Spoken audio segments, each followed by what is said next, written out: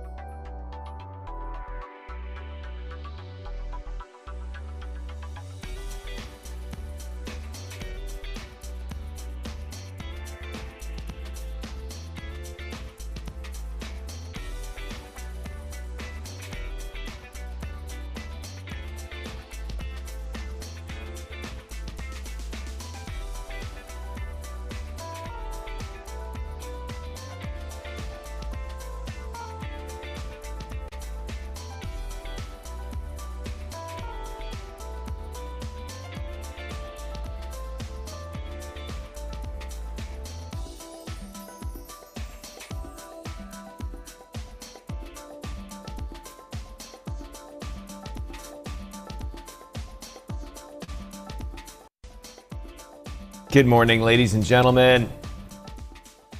Getting the show started here. As always, running right on time.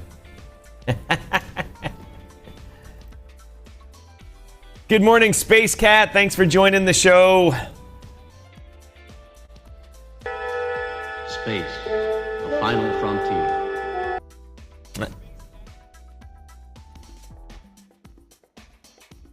Everyone that's tuning in this morning, if you could do us a favor, drop a comment here. Really would appreciate it. Space Cat's leading the charge with the first one.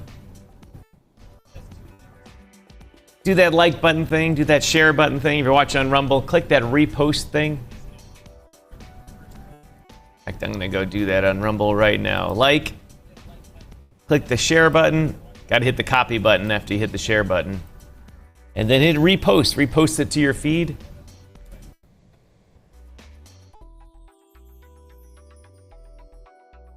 Lets the algorithm know something good is going on here. Anyway, let's get this show going. Gotta find my opening number here. Need this song.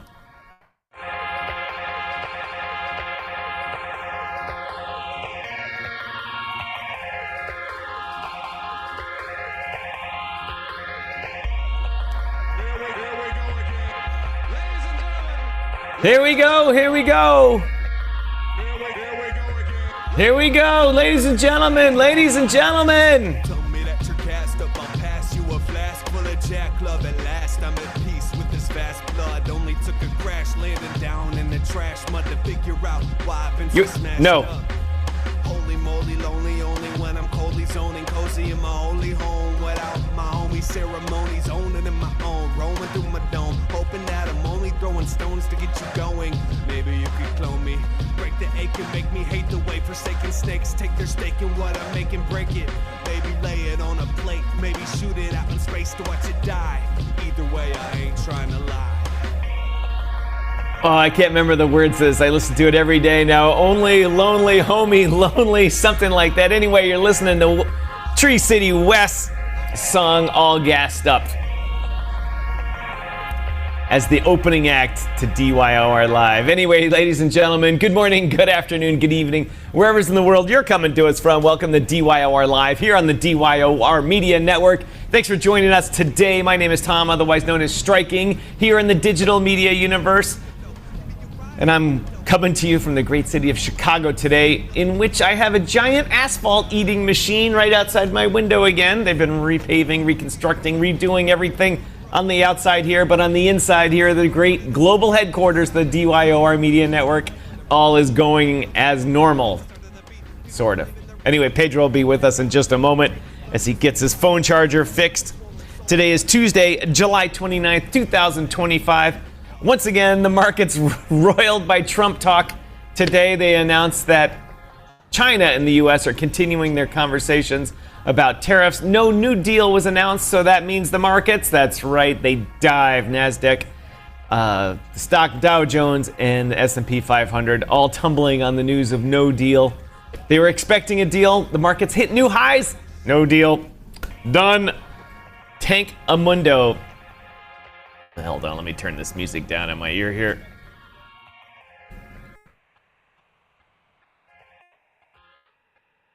Oh, where did Pedro go?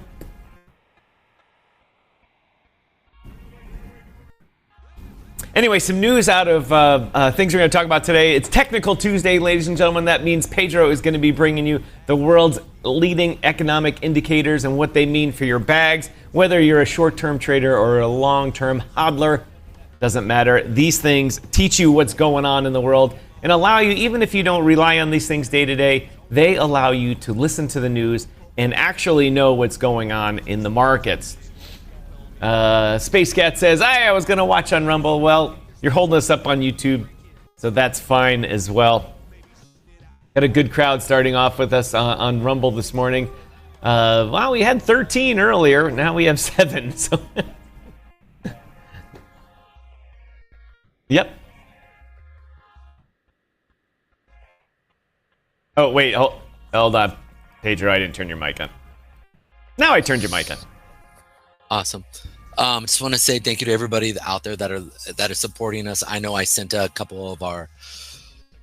few of my friends links to come check us out. So I want to say thank you for coming and helping us out. If you guys could do us a quick favor and hit that like and subscribe button. More importantly, also check out a few other things like hit the little share button, make a comment. That helps us out immensely. I just said that. Oh, awesome. Okay, great. Anyway, Pedro was getting his phone and text straightened out.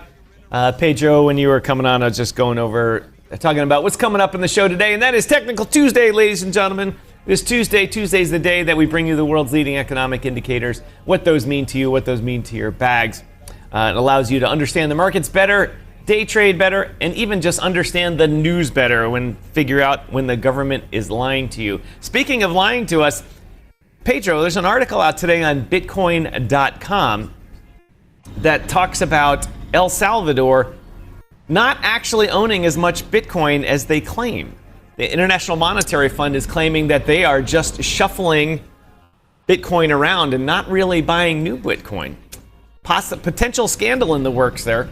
So it's something I'm going to be following as I've been bugging the El Salvador people, and they have a special ambassador for digital assets, not to a country, but for a thing. been trying to get him on the show. I don't think he's going to come on the show anyway, but still trying. But we have strange news. It's been all good news out of El Salvador. Suddenly a little crack in the veneer and potential bad news in that interesting story. What was my other thing? Oh yeah, that was the IMF reiterated the number of Bitcoin accumulated by El Salvador has not changed. I haven't known the International Monetary Fund to be crypto masters. The country's Bitcoin reserve fund were due to token shuffling across multiple addresses. Very interesting. Something we'll follow up on. It's really, it's really interesting to see what's actually happening in this market. And one of the things I was looking at, so I had a friend of mine who told me a little bit about a few income strategies that he's using. So he's getting ready to retire. He's in his 50s. And his house is about $800 plus $1,000. And, he paid everything off. We got it, went around $200,000, I guess, a few years ago in Toronto, which is pretty dope. Shout out to my boy out there. If he's watching, thank you so much for telling me a little bit about what he's doing. But what's interesting is that he's showing me a couple strategies that a lot of people have taken. Now, I've talked about options here a couple times, and I've talked about how they can actually be a way to actually bring in income and allow the individual to actually take advantage of an income based off of option strategies. And one of the things I think is interesting here is he showed me this, and I sat down and I was like, that's really interesting. So we're going to go over some of these things here and allow it to, I don't want to show you guys, and you guys can decide what you want to do with it, but I want to bring it to the table because I think this strategy is a pretty dope strategy, and you can take advantage of it when the market has a huge sell-off, how you can basically bring an income in by deploying your loose powder into some of these strategies so you can actually buy more crypto. And so I'm going to just go in and we're going to talk about a little bit about that as a strategy, but also this is not financial advice. So you can do what you want, but the key point is this is just to make sure that you guys are aware of other strategies out there that are actually happening. So some of the things we're going to go into. Tom, I've got the music in my ear and it sounds like I'm in a tunnel. Do you know why by chance? I don't know. I just turned it off for you, so you're good. And then again, it sounds like I'm just in a tunnel, which is, I don't understand why. Hold on. I'm going to turn my mic off. You tell me if it still sounds like a tunnel. No. It is. That would be the asphalt eating machine. Okay. I'll turn my noise gate up so my voice will be a little bit more choppy at the beginning, but it should eliminate that when I'm not talking. And it's just, I don't know if it's coming to the audience, but I'm sure it is, Pedro. Okay. All right. No, I mean they're repaving the road right 20 feet from my microphone here. And that machine that comes and eats the asphalt and the jackhammers are it's wonderful. It's a great day for the old studio here. Crypto Mike, on Friday I might get dropped off at your house for a few hours while Kat is getting her nails done. Oops, meant that for a text. Definitely on Friday. Either or, tell Kat I said what's up. Exactly. Where's Kat in the comment section? And now we know the rest of the story. All right, guys. So let's go ahead and go over Bitcoin here real quick before we really start to politic about some of the news and then go into Technical Tuesday. So wait a minute, Pedro. Today is Tuesday. It's Tuesday, so that means I have to play this, ladies and gentlemen.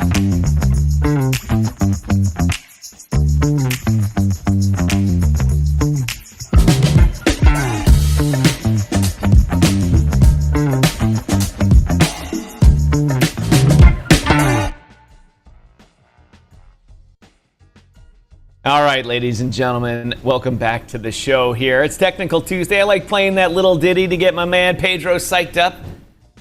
for his day of numbers, charts, and graphs and all that type of stuff as he eats those THC gummies. Anyway, I don't know what you're talking about. Anyway, Bitcoin trading still in the idiot box that it's been in all week. Nothing going on. I had a small trade in two small trades yesterday, both one in Bitcoin and one Nasdaq. Got stopped out after Trump talked today. I saw that we're still trading in a very narrow range, so I stayed out of the markets today, Pedro. Didn't even trade. Got up this morning, just watched. Didn't trade. Doodly squat. Hoagie here. Hoagie 321. What's up, bro? Must be a friend of Pedro. What's up? What's up, brother? It's good to have you. Definitely. What's up, bro? Pedro. Yo, good to have you guys. Hey, Hoagie, do me a favor real quick and hit that like and share button and then click on that button just so you can help the algorithm in a, what do you call that? Incognito thing. That also helps us out. Share it onto your X feed and then click a little incognito tab and then go in there and post it in that. And that will help us out. I want to thank everyone that's watching us on LinkedIn today. And today's one of the rare days that I posted up this show on LinkedIn, but we're live over there too, so you job seekers can all take advantage of some cool stuff. Take advantage of our show today. Pedro, I learned an interesting thing. You know, our friends at Rio Coin, many of them are on LinkedIn, but I noticed that a lot of other people that I know from Japan are not in LinkedIn.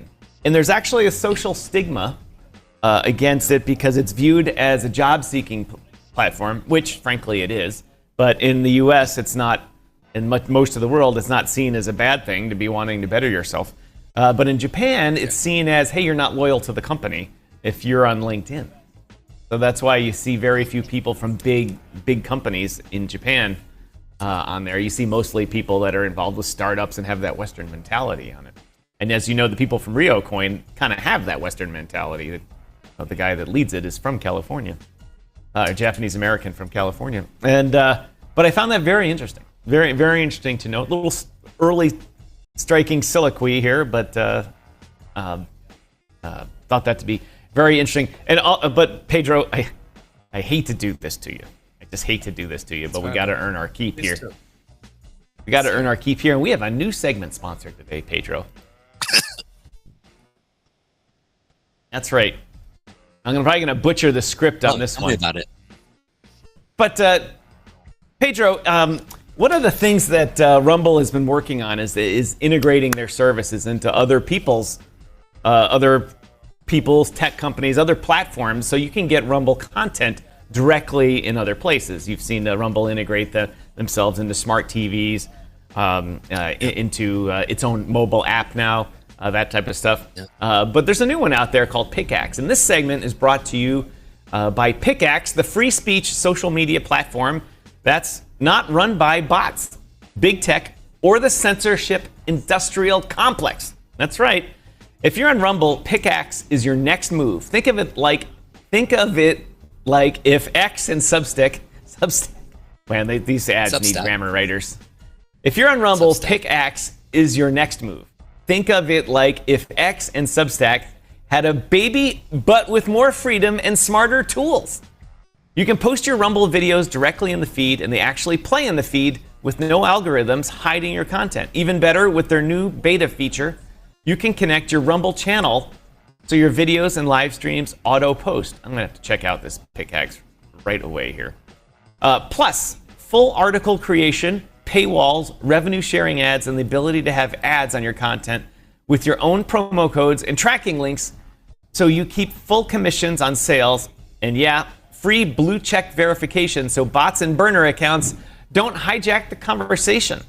Pickaxe doesn't manipulate your reach. It amplifies your voice, freedom of speech, and freedom of reach. That's right. Check it out now at pickaxe.com and take your voice back. There's a QR code here. Go to pickaxe.com. They're not even asking for your money, ladies and gentlemen, just your eyeballs. So go to pickaxe.com, check out their social media sharing platform, and see if it's right for you. Go to pickaxe.com for sponsoring this segment.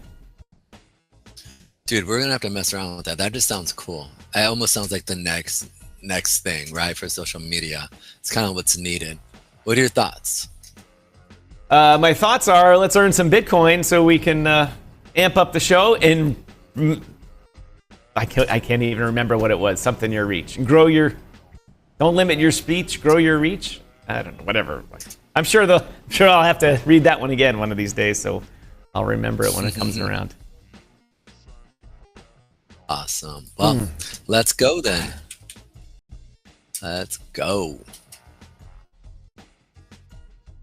Alrighty then. Boom. So Bitcoin was really interesting. We talked about us going up. We were going up first for the weekend, right? Or for the week. We talked about going up, boom, then coming down.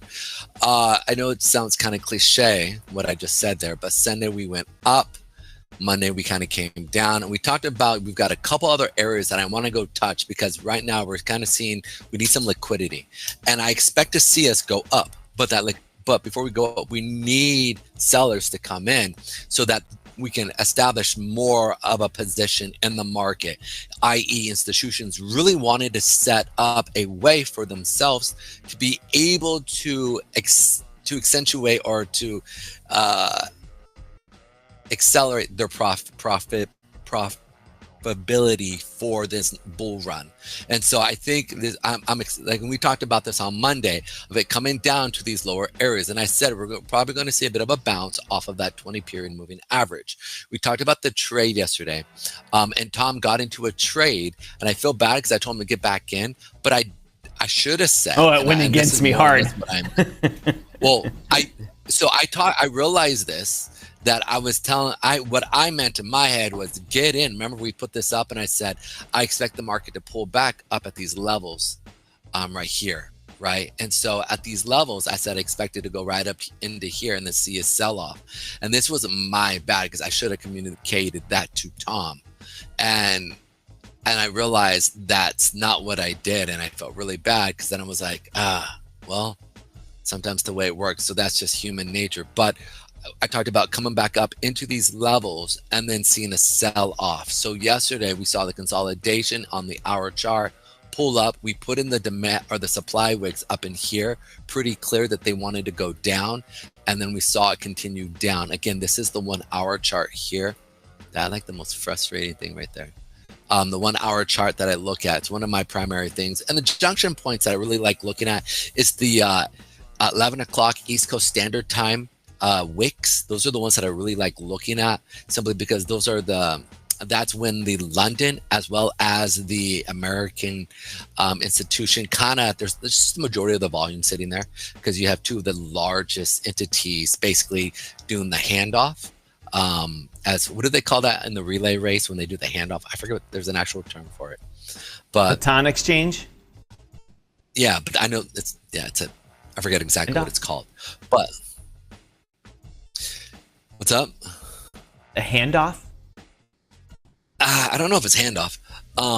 Give me 1 second. I'm just gonna jump off line here for a second.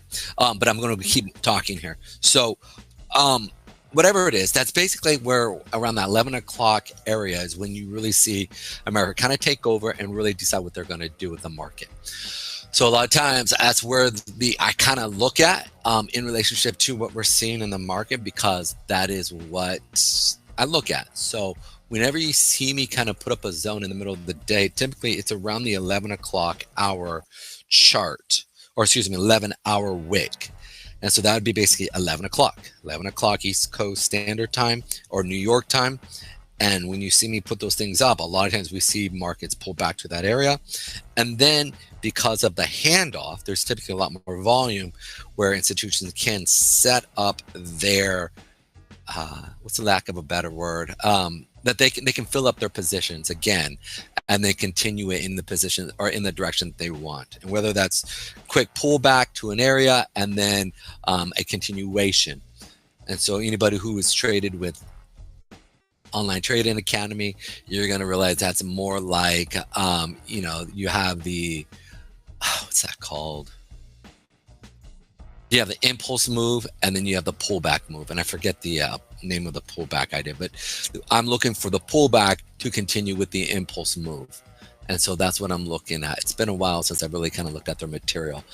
They're kind of one of the second companies that I use. I actually went to Optionetics, and then I went to Invest Tools, and then from Invest Tools, I went to Online Trading Academy and spent way too much money to get screwed over. But it did teach me a little bit about zones, and so that was a huge thing for me. So anyhow, let's go ahead as Tom cackles in the background. Let's go ahead and move forward. Okay. So you guys can see here that the market here is really continuing down and coming down to the area that I'm kind of looking at. Our biggest thing is if we're going to see this come down, or we need to see kind of an increase in volume here as we start to continue down. That hour chart, if you look at the 30-minute as well as the 15-minute, you can see here that we went below yesterday's consolidation area right here. And this is what that was playing off of. There was a liquidity point we talked about that we could play off of. We saw it come back up into these levels, and then we saw it now continue down. Now, I think we're going to see this continue down. Don't get thrown off by this hour push up here.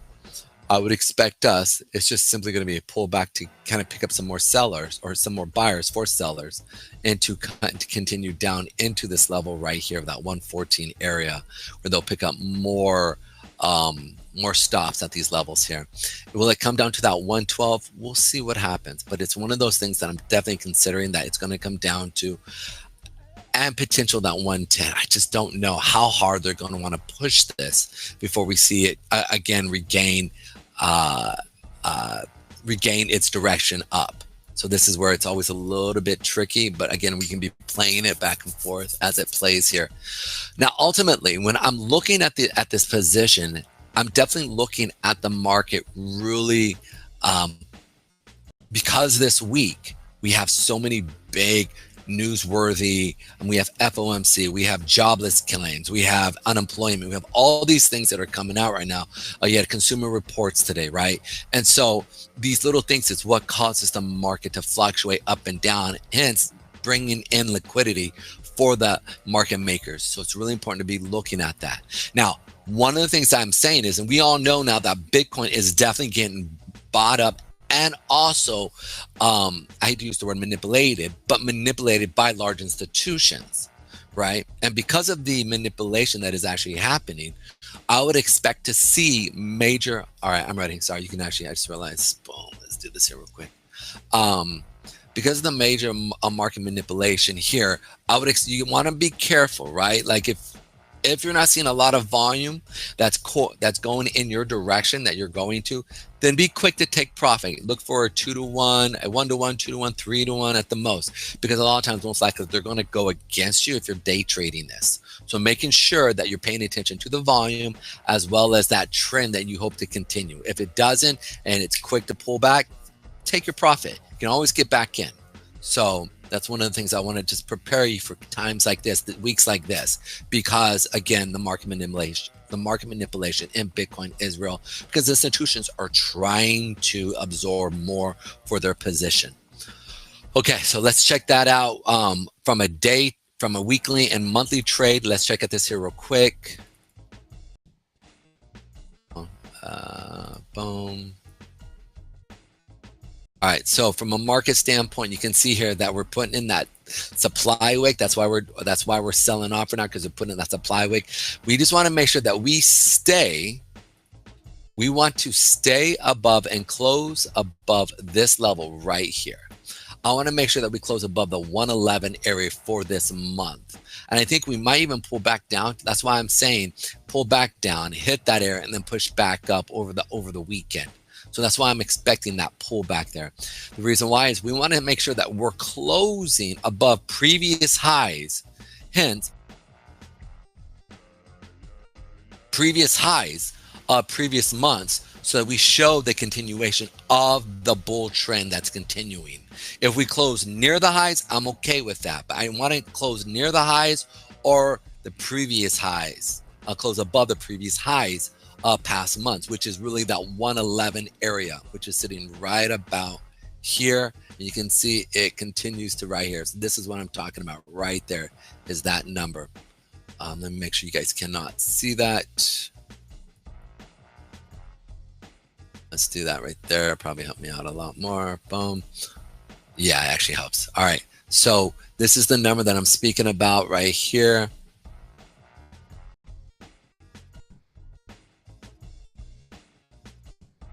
All right. Just want to make sure that you guys can see this here.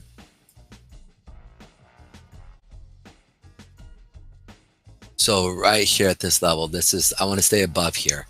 And that's this number sitting, I'm sorry, I want you guys to be able to see this. All right, that 111.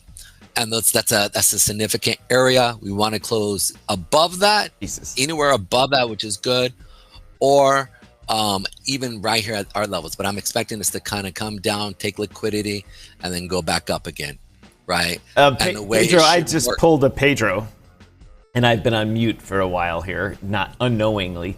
And I'm like, he's just talking without thing. But I'm like, he's going, he's in a thing. The asphalt eating machine was so loud, I just went on mute. But I had a question. Why that particular candle and that top of that wick is of interest to you? Because this is all-time, this is the all-time high of this candle. This is literally the all-time high of the of that month. This is the this is the candle in control. This is the one that if we close above this candle, there's a bunch of sellers sitting right in these levels. And if we close above here, that means this candle loses the control as a technical trader.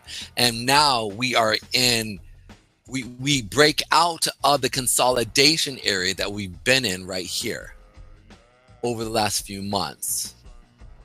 We break out of this, and now we're going to have, once we close above that, the next leg up into this bull run. And so the next leg up should probably be, I think it's probably 30, 40,000 at least.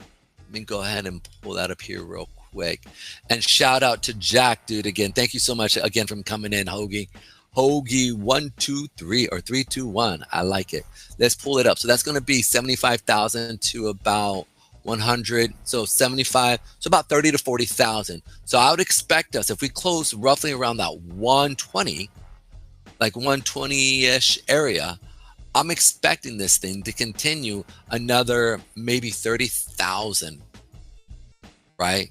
30,000 leg up. And so that's what I want to see. Again, that would be roughly around that 160, 150, 160 area into the next month. And so what we'll probably see is a pullback into some supply, right? So they're going to create a wick. They will create a wick like they're creating right now. And then they'll pull it back. So next week, expect a pullback next week. Okay. So we will open up on Sunday, or the month opens up on 31. So today's Tuesday, Wednesday. How many days? 31 days. We got 3 more days left. 20. Why is that so hard? 29. Tuesday, Wednesday, 30th. Wednesday, Thursday. So Thursday, Friday. So Friday is going to be the new month. So Friday, right, Saturday, and Sunday, I expect us to kind of pull back. I want to see us pull back. I want to see us pull back first, or even the full week, see us pull back, see us sell off, and then we'll consolidate and then push the next leg up. And so it creates the demand wick, that bottom wick, so that we can see it now continue up for the rest of the month. Okay, and so that's what I wanted to see.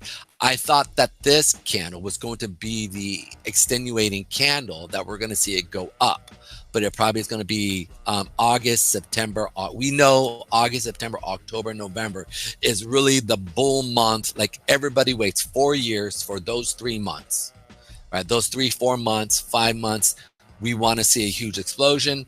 And then again, come January, February, March, we see the drop, pull back up, and then drop hard, right? Again, we don't know how far this bull or this bear market is going to come in, but I've said I do expect to see a pullback and a bear market to come in. How far? That is yet to be seen, but I do expect that. But again, these 4 months, these 5 months, let's go crypto, okay? So let's go, bitches. All right. Okay, so the next thing I want to point out here, and we're going to now go into overall market exposures, what I'm expecting, and what I'm looking at. So we saw on Friday, this is the URTH ETF. This is the world's ETF that's the largest companies in the world, the top 5,000 companies in the world. They are on this. This is this ETF. And so you can see here that over the last few days, I thought we were going to see a pullback last week, right? We talked about this kind of happening last week, but we actually gapped up and then pulled back. And so with this said, one of the things though I want to bring up is that you can see here that this sell-off here, look at the amount of seller volume coming in from here.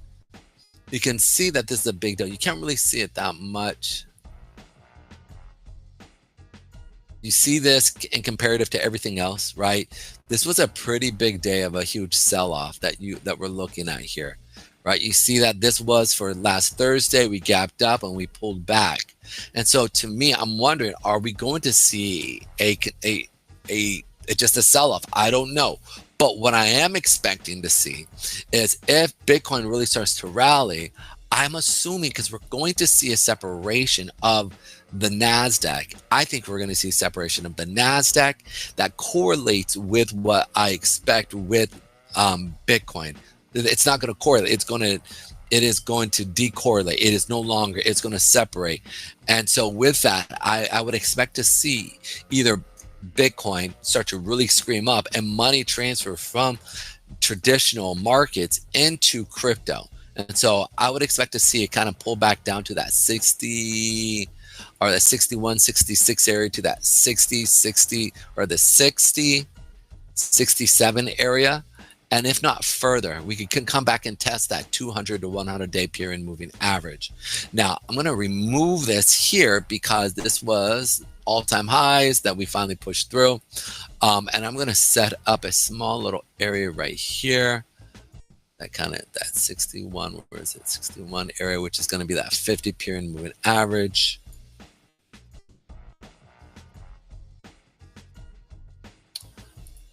Boom.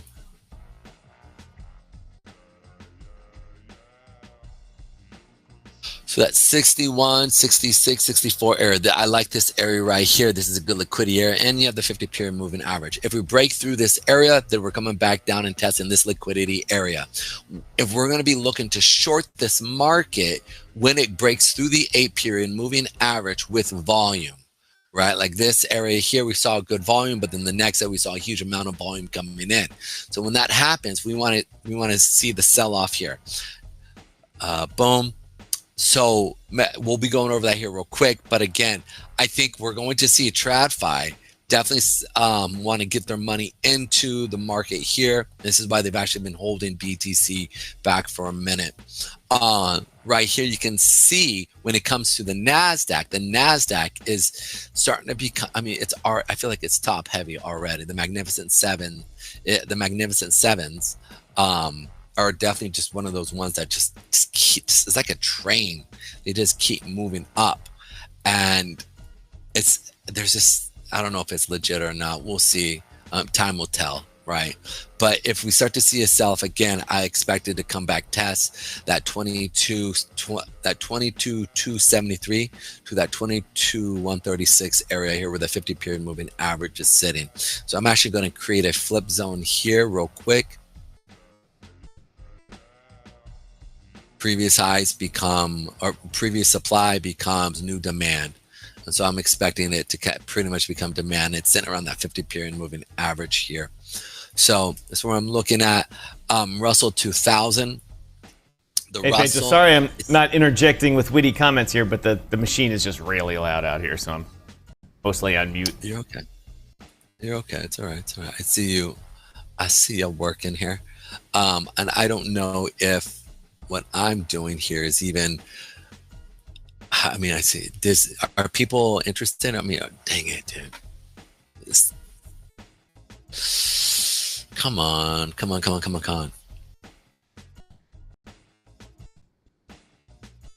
Are you, why are they doing this? This is not No, I do not want to upgrade now. It's like not allowing me. Street eating machine. Yeah, you gotta love Oh, the entertainment this. today, ladies and gentlemen. The entertainment cancel. Let's go ahead and okay, cool. Thank you. Oh, they would not let me. It was like you're gonna go to that page. Russell 2000, like what I was saying, is starting to show some weakness. We're starting to put in some seller wicks here, and we're kind of consolidating here. So I'd expect the Russell 2000 to come and test that 50 period. That 50 period is at a higher level than a lot of the other ones from a percentage level. Again, that's that 2164 area from the 2254 area. And so if that can potentially see a pullback here and then potentially come back. And this pullback, I would expect to see Bitcoin kind of to receive a lot of that money in which they're taking out of the market to get into crypto. Because we're watching BlackRock, Vanguard,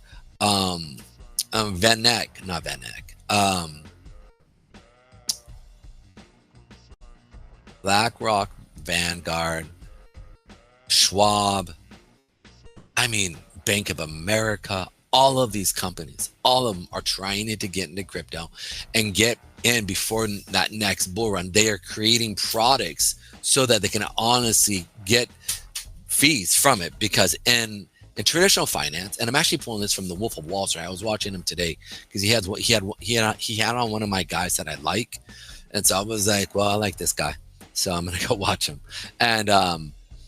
And what's interesting is he was, what's up? Are you about to say something? Nope, you talk. No, okay. I was going to make a mistake. So he was bringing up some things that was really interesting about the market, basically saying that in traditional finance, the fees are negligible. Like they don't really make, this is why institutions trade against the novices. It's because that's how they really make their money, and also through product creation, and so that allows them also to make money, right? New products allow people to come in, and there's a lot more fees that generate. But the fee system is easily less than 1%, if not 0.01%. It's like you're trading on futures for when it comes to crypto, like a future product, it's 0.001% of the trade. Whereas if you buy spot market, right, you're paying 2%, 3%, 4%. A lot of the exchanges for the last, 8 years to 4 years, it just had the run of the show. Now that institutions are involved, those fees are going to go down. And so I sat there and I was like, he's right. Absolutely. And we even talked about, I expect this to happen, but I didn't think it'd happen as quick as he said. He says within the next 1.5 to 2 years, as institutions really get involved, they're going to drop their fees. And then the novices like me and Tom or other people are going to go that route, especially the fact that they're incorporating and now on the show, he didn't talk about this, but the fact is that I already know that we've heard BlackRock, we've heard Bank of America, we've heard a lot of these guys wanted to create futures, perpetual futures for crypto for their clients. And so with that said, now that kind of the floodgates are being open, this is going to be something that is going to happen.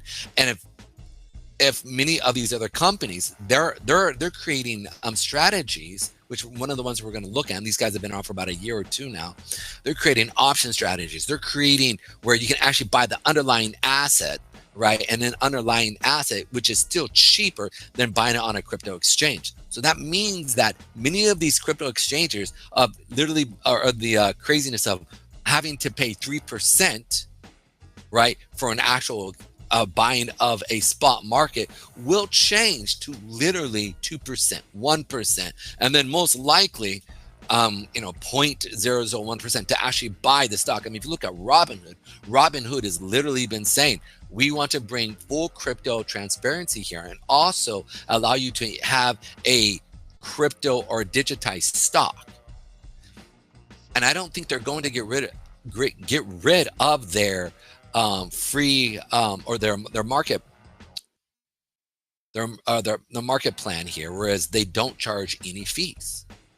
So the rest, like crypto, is going to have to change to this. Or me as a trader, I'm going to go to these other guys saying the market may not be as perfect, but I'm not paying 3% compounded on me buying an actual token. Yeah, that's a good point.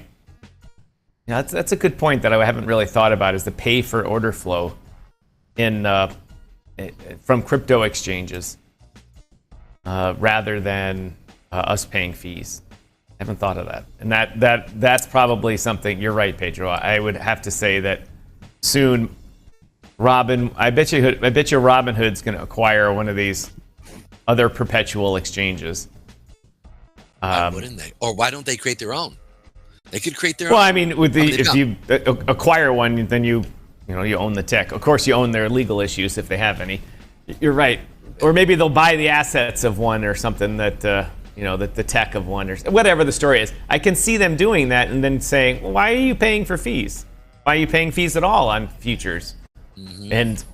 And that'll make it very difficult for any other exchange to operate. In fact, for a week, Mexi didn't have any fees at all on futures exchanges. They did a promotional thing. It wasn't for everybody. It was like, all the smaller, I think it was the smaller accounts to get them to trade more. And I got to tell you, it worked because my spreadsheet, I keep track of fees, how much I pay in each trade, and on the both the make and the take side of it.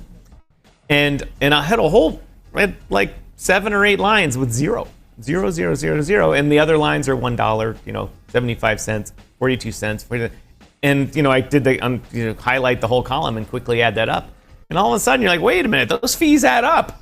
Those fees add up into a lot of money, as you reiterate every day on this show, using the compound interest effect, and that sucks it out. And the difference, people forget this. I think we addressed this like 2 years ago, Pedro, when we talked about just the difference in your account size if your fees are 2% versus 1%. 1%. A year. Yeah, I remember that. Over 30 years. It's a massive amount of money. So I've written that down to poke about that, as they say, behind the scenes, and see if we can figure that out. So you mentioned, hold on, you mentioned, sorry to interrupt again, but you mentioned the big trading firms and all that. You left out BlackRock. But did you pay attention to that shooting in New York City at all yesterday? Yeah, God bless, man. To the people who lost, my heart goes out to every one of you guys. Yeah, absolutely. But I think BlackRock, it's not their headquarters, but they were like on a third of the floors in that building or something like that. Yeah. Yeah, 4 people killed. Strange. Very strange. Very, very, very strange. Yeah. Actually, at the end of the show, we can actually talk about that because I did tie in some stuff where we could bring in some news, and we can actually go into that. So I'm just trying to get through this area because I've got an hour to go over, and I want to talk about a new strategy potentially that I want to kind of bring to our viewers and a way for them. And a shout out to Mr. Jack for introducing me to this, because I had to jump in again. I'm still learning about a lot of this stuff here, but I think it's going to be a great strategy.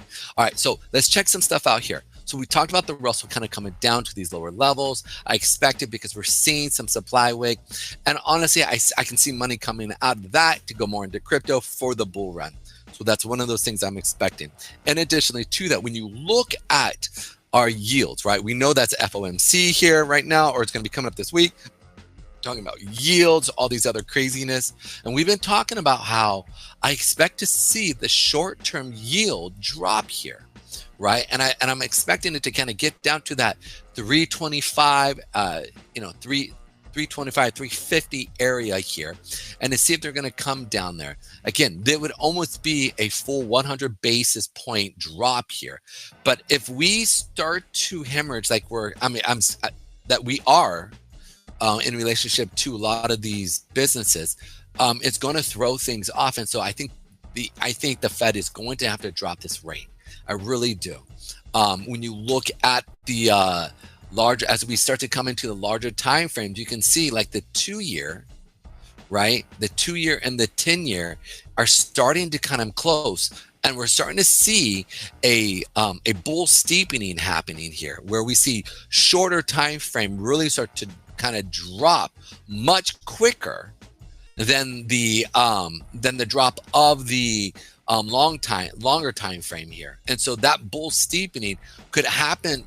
Granted, it's a good bearing on long term trust in America and its new direction, but at the same time, it's going to cause some hardships happening here. So this is why I expect to see interest rates drop here short term to kind of help out with that. And so it doesn't just look like, oh, okay, the Feds don't know what they're doing. They're going to have to sit there and play the part, saying, yeah, we're going to lower interest rates here because it needs to be done, right? Let alone, and they're more. I think FedWatch disagrees with you, Pedro. Yeah, I could be wrong here, but that's what I'm expecting. So we shall see. Welcome, baby Draco, to the house. Coming to you from Sucker Free City, other words known as San Francisco. Hello, Chads. Welcome to the show. Hey, Chads. ¿Qué pasa, señor? Órale, vato. You know, it's me and my silliness. Okay, so let's go ahead and go over to a couple other things here. So let's check out the 2-year here. 2-year here, we're seeing it drop already. Talk about this area here. This is the daily. Again, I'm expecting this liquidity pull to come. We are seeing higher lows, and we're seeing more of a consolidation here is what we're looking at. But as of late, if you look at your weekly chart, I'm seeing supply wicks come in. I'm not seeing real demand wicks. Every time we come up into these levels, we're seeing it. So coming down to that 375 area because of the 200 period moving average would not be shocking, right? But I think we could see it come back down even further down at these levels here. So we'll see what happens, but that's what I expect to see here over our 2-year. If you check out the 10-year, the 10-year and 2-year, and the reason why we look at this is really what the Fed looks at in relationship to what's actually happening in the market here. You can see here, especially on the 10-year, that look, you can see seller wicks come in every time we come high. Now these lows, again, we're seeing demand wicks, but these zones have been traded through. And it's really important to understand that if they're traded through, it's going to be easier to get through. So I expect to see us come down from a trading standpoint down to these levels here. Again, and that's going to be that 380, 375, 375-ish area is what I expect on this one for the 10-year. When you look at the 30-year, 30-year looks the same way. Look, we hit this area here and coming back down to that 475 area, again, is more advantageous from a charting standpoint. And if it picks up steam, right, you could see the 30-year trade down to that 250 area for your yields. And so this would be good to actually help out with people going and buying houses. This would be good with people going out and creating jobs by basically saying, hey, I'm going to buy this house and I'm going to go and fill it up.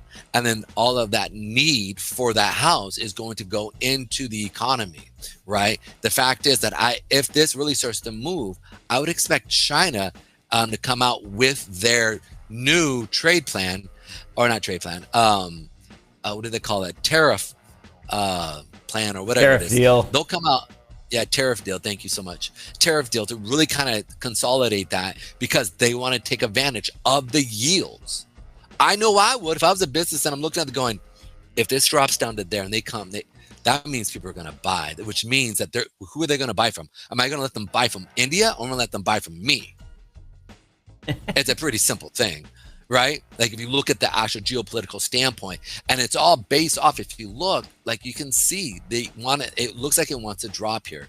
So ultimately, when you look at the monthly chart, especially on the 30-year, what do you primarily see? Supply wick, supply wick, supply wick.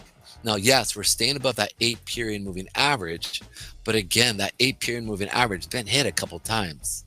So that's what I'm expecting us to see. And I got messed up. Alrighty. Boom. You can see that. Boom. All right. Just this big, like this. If we close off this week with a giant wick, and we see it go up first thing into next week's, we see it go up into next week first. Next month, we should see it go down below that 8 period, and then come in testing that the lower area of that 475, and dare I say us come down to 450 area. So we'll see as we start to move forward here. But again, I'm not bullish on this market.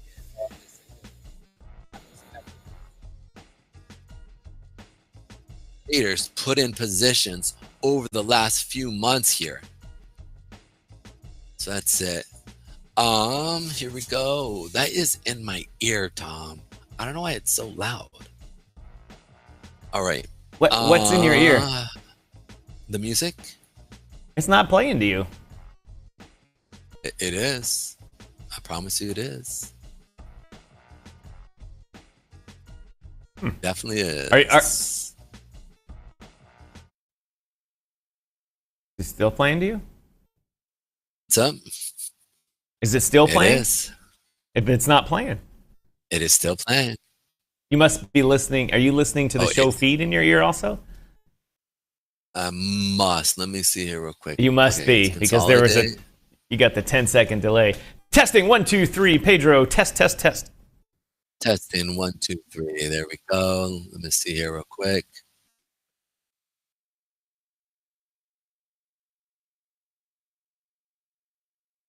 Let me see here real quick.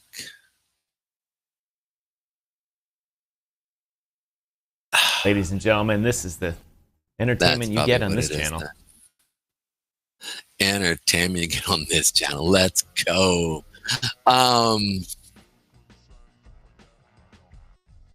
Okay. So, oh my goodness. So hard to focus right now for me. What are we doing? Okay. We're going to do here real quick. I don't want to go with that. This is the one I want to go over. Oh, Thomas. Okay. I feel like I got nothing going on here because I can't talk. Because this effing machine out here is like dump trucks, jackhammers going on. So I'm just sitting here like an asshole. Sorry, Pedro. Okay, my friend. Please do your thing. All right. So these are the bonds here. Here's the 10-year bond. Here's the 2-year bond. We're seeing the 2-year bond already going up. Look, what the difference between yields and bonds is that they're inverse, right? So when yields go up, bonds go down. When bonds go up, yields go up.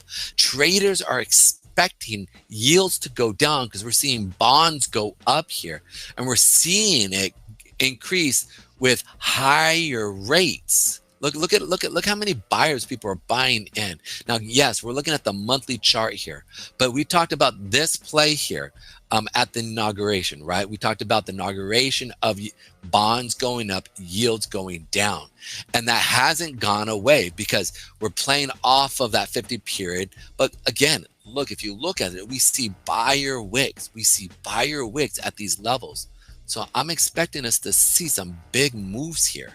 In the same sense, you can see here that we're staying above literally the 100 and or not the 100, but we're staying and we're hanging on that 100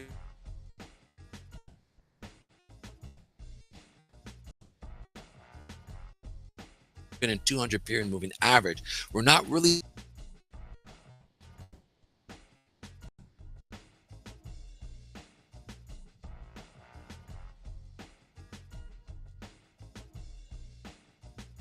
ladies and gentlemen, Pedro's having a connection problem here. Just wait a second while his internet comes back to us. His dial-up connection is, there he is. He's back now. Yeah, can you guys hear me? Yep, we can now. We lost about 30 seconds or so ago. All right, what did you miss? What was it that you last heard? By the way, what's up, Fire Chicken? It's good to have you, brother. You were talking something. You just finished talking about yields up, prices down, prices up, yields down. Doing that, and then you started bonds talking about. Yeah. Okay. Oh, I missed Chuck Jansen there. Chuck, welcome to the house. Yeah, brother. Yep. Always in the house. Mr. Fire Chicken himself. Let's go. You using the whole All right. stock? So one of the things I want to bring up here is that you can see that as we're moving up, we're seeing an increase in volume. As we're starting to move down or consolidate, we're seeing volume drop off. So the fact is that we pierce this monthly 50 period moving average, which shows me that the next level, we're coming down to tap that 8 period moving average on the 2 year. And you'll see the similar situation not on the 2 year bond as well as on the 10-year bond. And this is them establishing their position. You can see it very clearly. And so we can broaden out so you can sit there and see this. Look at the lows here, right? You look at the amount of volume coming in at this level here. And then we've been continuing up here, and that looks like a phallic symbol.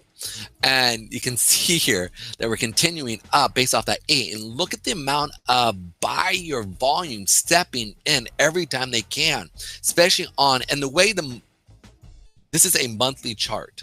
And so I'm expecting to see these bonds into next month come back down first, and then to below either next month or 2 months out, we're going to blow through that 8 period. And the next thing that holds us is literally going to be the 100 to 89 period moving average sitting at these levels here.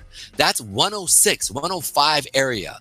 We're talking almost 300 basis points, like a 200 to 300 basis point jump, which is dramatic, right? All within a month or two. So that means I'm expecting to see this happen. I mean, it's blatant. It's blatant.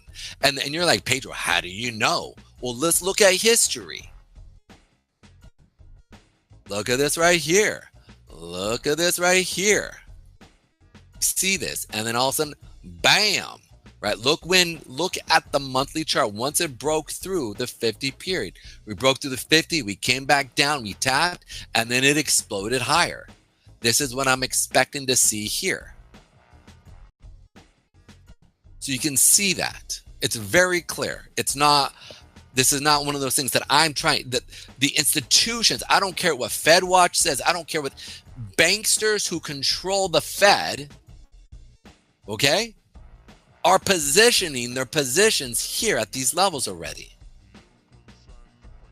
And this is really interesting, Pedro. What's interesting? The volume. I'm looking at the volume patterns. We've been talking about this now almost every. I know we've been talking about volume, but how it increases, then it drops, then it increases, then it drops. You know, that's what's interesting to me. Not the monthly oscillation, but over a 2-year period, it looks like, or a. Mm-hmm. Well, these are macro. These are major macro movements that actually happen that affect the whole entire world, but you can see it on a very simplistic manner. In a very simplistic manner. Yes, Draco, the position is positioning. I would expect it to continue, right? And people are very bullish long term with what Trump is actually trying to do. You can see here that around, back in January, right? You can see here that people are like, you saw a kind of sell off, but people are becoming much more like advantageous, saying we want to invest in what Trump is trying to do. Look at the volume that came in. It came in more at these lows here. They came back down to buy in, and then they pushed back up. So a lot of people, Trump was very clear. A lot of people who were paying attention what was happening, who understood the market at large, and I think large portions of crypto, or excuse me, institutional banking understood that the crypto voters were going to win. I truly believe that, because why would they be building for digital assets? Now, all of a sudden, BlackRock got all this stuff. Not Moonrock. Bank of America has got all of these digital asset products that they're bringing to the market that they've been expecting, right? So they've been planning for this, and you can see it very clear here at these levels. So I'm expecting to see the bonds, and this is the 2-year, but if you look at the 10-year, the 10-year is, I guess it's still the same thing. You can see the 10-year still building positions out here. Look at the demand wicks. The only time we see supply wicks really is up at the higher level of that 106 area, right? So again, if you look at your 10-year, there we go. I was tripping there. That was, that's the 10-year, what's it called? 10-year U.S. government bonds, but it's not the same as the 10-year yield bonds. Boom. 10-year yield connected to the 10-year yield bonds, connected to the 10-year for the bonds that relate to that. So you can see here that we're watching, again, a similar situation, right? Look at the amount of buyers stepping in on your 10-year. If you look at your 30-year, boom, 30-year, a similar situation. Not as strong, but again, you're seeing more buyer wicks than seller wicks. And so we're about to bust through that 8-period moving average, coming up to, honestly, that 121 area. You can see we've come and tried to test that 117, but the 117 area is looking weak because we've come up, we've tapped it already. And then now we're going to come back up and tap even higher. So it should blow through that 117 area and come and test that 121 area, which will be, again, a higher high and a higher low. Blow through this low or blow through this high. We're going to blow through this high here. We'll blow through this high here. Come and tap that, see it pull back, and continue up as everything else continues up. And this is all predicated on, is the Fed going to drop rates? Well, the charts say they're going to drop rates, yet the Fed watch says other. Okay. Well, I'd rather look at charts than actually look at the Fed. And I know that sounds absolutely asinine, but no, I agree with you, Pedro, because you bring up these topics well in advance, and a lot of them we see play out as we talked about. But I have a question for you here, and this is more of importance to me rather than our viewers, so I'll be a little selfish for a second. But how do you take advantage, as a trader, how do you take advantage of this? So you can go through, now I don't know if interest rates go down, okay, what I expect is money to flow into the market. So you can buy either stocks or you expect crypto to go up because people will have more money to invest, right? Because the cost of money cheapens. No, I'm sorry. Is there a way to buy, to take advantage of either buying a bond product or something similar on a market that day traders can use? Yeah. So with our soon-to-be sponsor, right? Right. Is that no, I don't. No, I wasn't. I don't know if they trade bonds. As a matter of fact, I thought they did. I thought they have a bond portfolio that you can actually. I don't know. Yeah, that's the one thing I didn't ask, but I'll ask them on that. But yeah. Let me see. No, and the reason I asked that, Pedro, is that from a family point of view, is that yeah, it's right here. They do. They have a 20-year. They have a 10-year, 20-year bond. And again, this is a stock crypto area. So this is, yeah, they definitely do. They have the 2-year. They have the 10-year, the 30-year. Yep, they do. That's actually pretty darn cool. But I would have to see if this exchange has a market maker working it, though. I'll look into that, though, because that's of interest to me. Yeah. Because I talk to, once or twice a year, I talk to a financial advisor. Yes. And they're in a, I can't really talk much about it on this thing, but they're very conservative. They're the conservative arm of a bank, and they're like, well, what's of interest to you? I'm like, ETFs, Bitcoin ETFs. And they're like, well, we can't, from this is when Bitcoin was at 40,000. I'm like, Bitcoin ETFs came out at what, 42,000? And and like I recently said, they've tripled. You're getting 5% on your money, and these things have tripled. But anyway, there's a lot of bond exposure, and U.S. bond exposure. So we're actually gonna go into options, like a cover call options as well. Oh yeah, these people wouldn't do options. Oh God, no. Well, these are one of the most. So what are you looking for? Are we looking for? I want to know how to better talk to this person and say you're wrong, you're wrong, but you should beware that pricing may actually do this, what you're talking about. Yeah. That's what I want to be able to tell them that.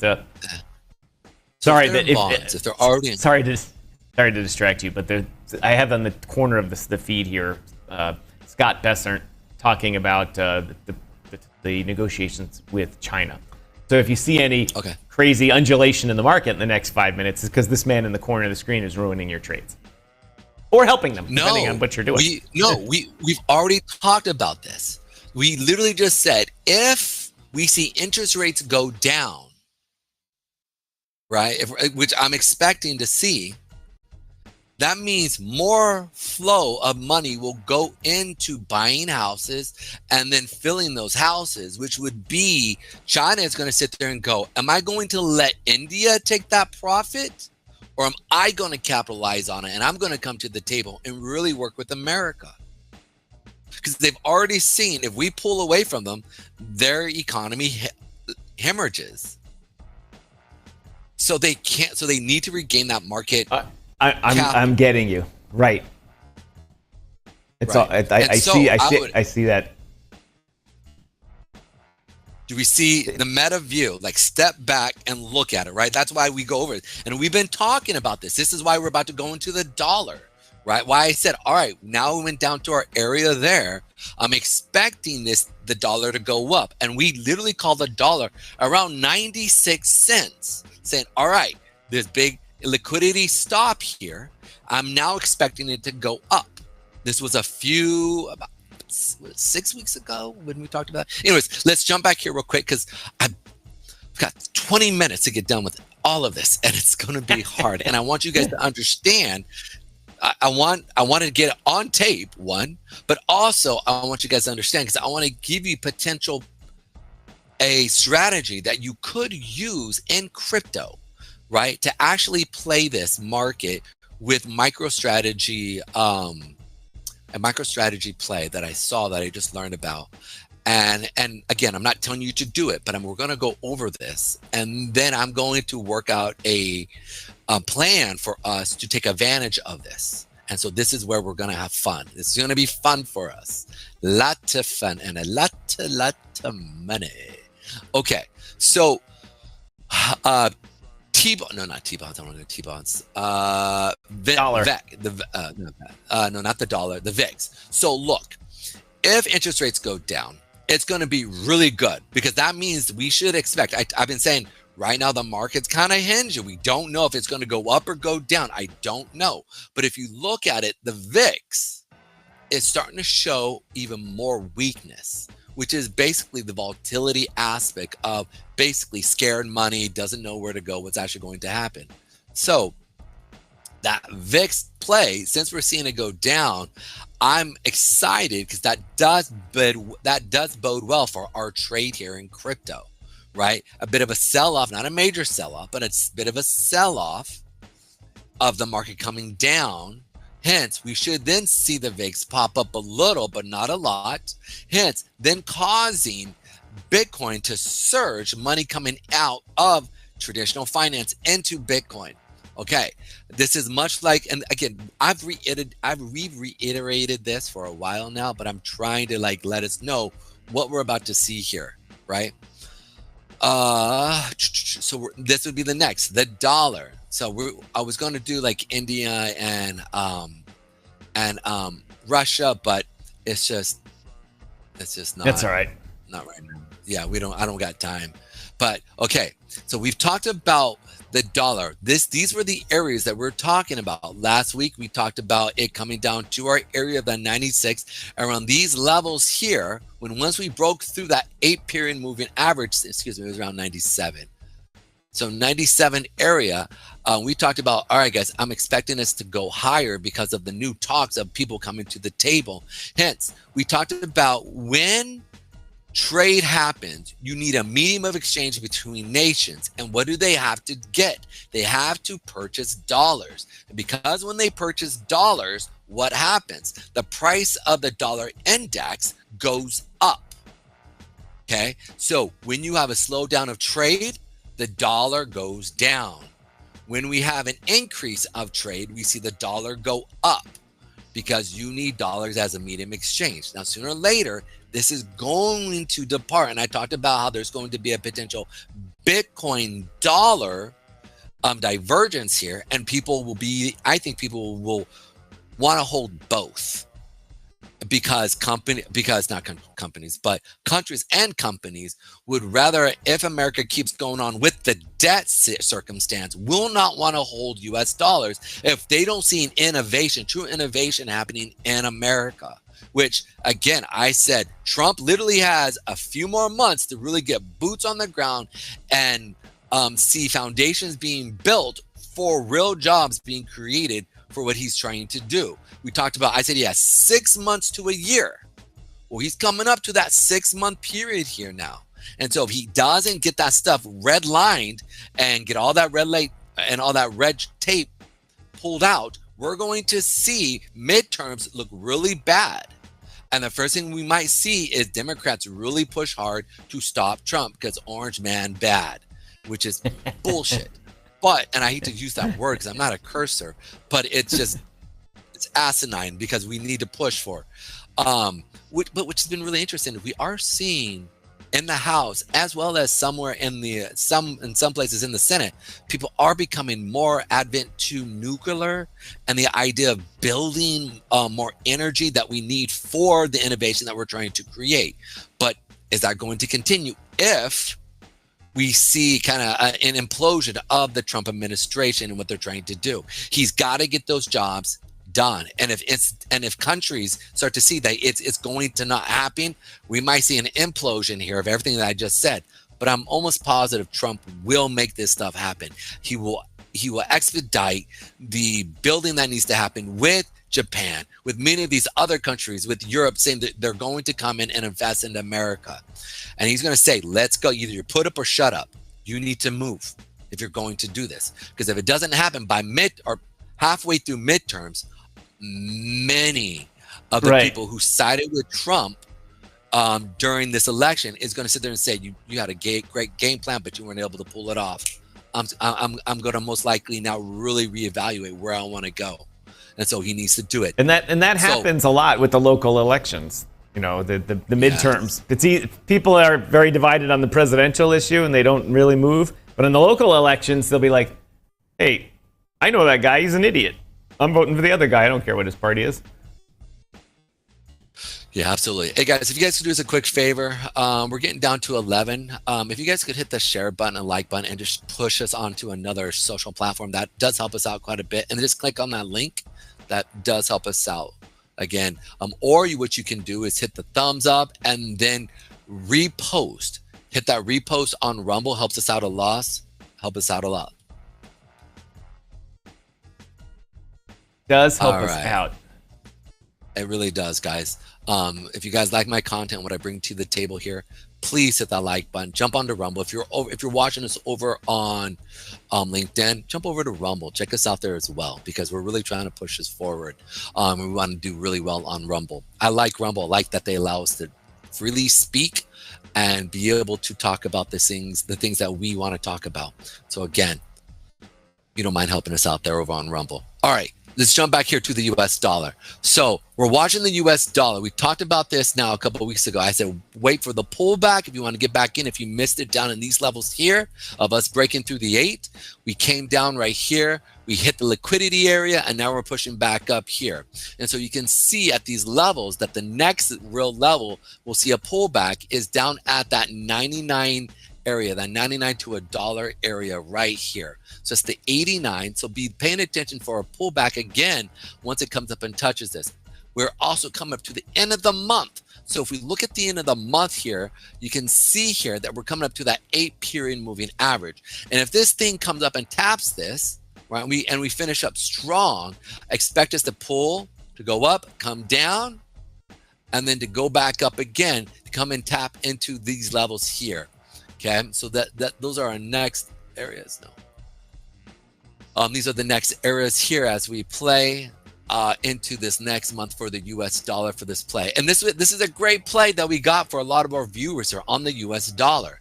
It was a simple trade. It was like stealing money from a baby or stealing candy from a baby.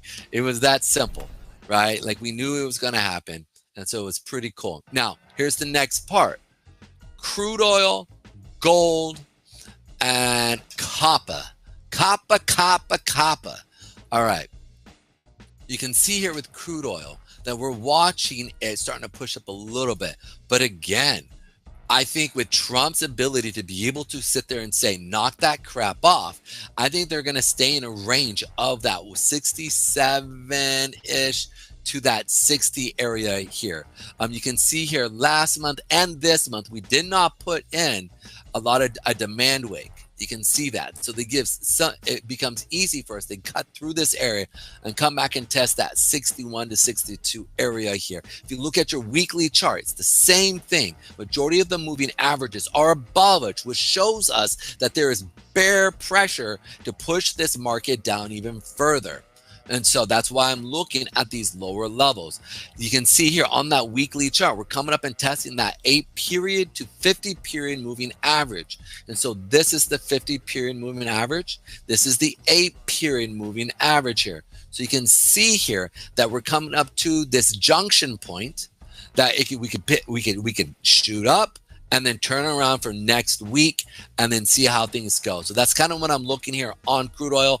But again, this consolidation period, we're most likely going to see us stay in for a while because Trump made it very clear. He wants cheap oil.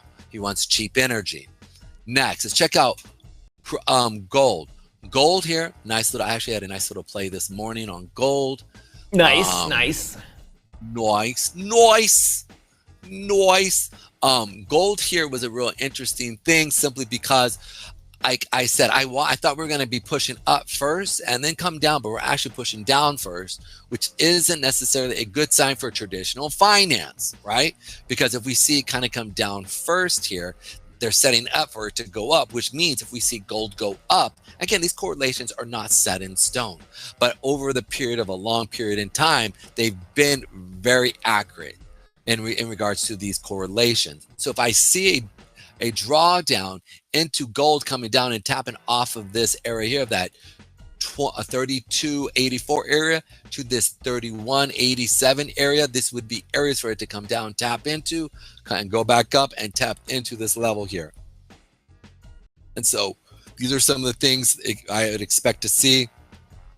I don't know fully if it's going to do this. Again, this isn't, I'm not reading, like I don't know everything. My name is not Pedro. I guess it is. I was gonna say Pedro Damas, but I'm not Jesus. I don't know the future. But what I do know is this: is that nope, don't. Let's go.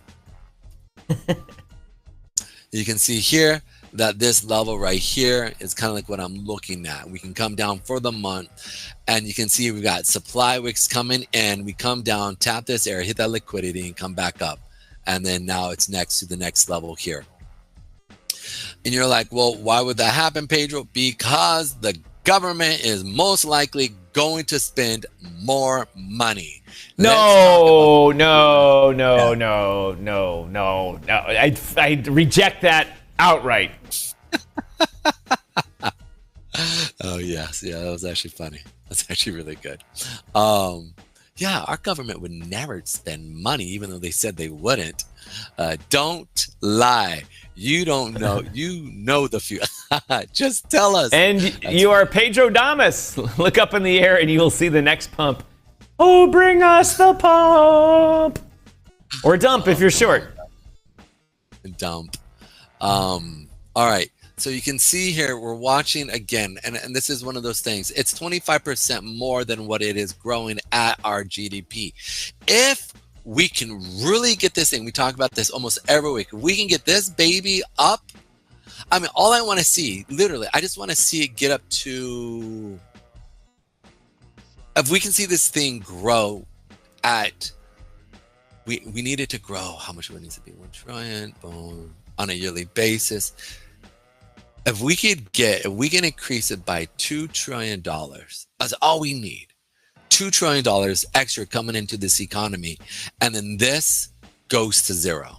Like this relationship between here would go back to zero. And then we could actually see it. This would slow down. This would increase. And then we cause a great situation happen. It actually would be a great situation for the rest of the world. It really would, right? Because you could still keep siphoning off of America, but at the same time invest into us as well. So it's one of those things that if they decide they want to keep doing it and keep this crazy train happening, that's what they want to do. And the biggest key is this: we need to see. What am I going to say here, Tom, about jobs? What am I going to say? What do you think I'm going to say? We need to see an increase in jobs and a decrease in unemployment. What we want to see is government employment go down, and we want to see an increase in jobs for when it comes to private sector jobs. And so what am I going to do this week? We are going to take a picture, a family picture. And let's do this here real quick. Let's take this. Everybody, cheese. It's a family picture. Boom. Here we go. Screenshot. And that's not one. Okay, there we go. Boom. Take our screenshot for the week. And come on. For whatever reason, this thing is. What the hell? I am having so many issues. I am too, all of a sudden. Computers that responding 5 seconds after I do anything. Yeah, I'm having the same type of issue. Ladies and gentlemen, if you own a big tech company or have lots of money, please sponsor our show so Pedro and I can buy new computers with new processors and new GPU units. Please help us out. We need about $25,000 to buy main computers, then backups, mobile computers. Although we'll take a lot less, trust me. I'm actually trying to talk to a friend of mine. His cousin